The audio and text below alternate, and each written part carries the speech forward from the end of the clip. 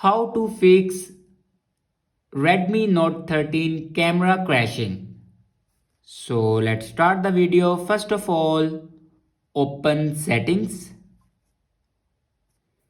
In settings, scroll down and then click on apps. And then click on manage apps. Now search here camera. Now click on camera. Now here you can force stop your camera. Now click on force stop and then click on OK.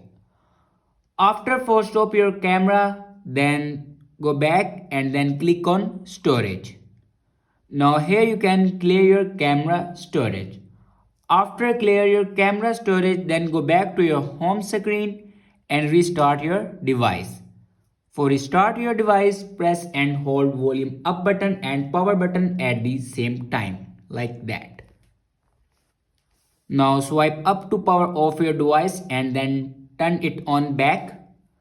After that, open settings and then click on apps and then click on manage apps. On top right corner you can see these three dots. Now click on these three dots and then click on other settings. Now here you can see the option reset app preferences. Now click on it and then click on reset apps.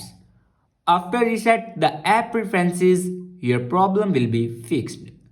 I hope this video is helpful for you. Thanks for watching.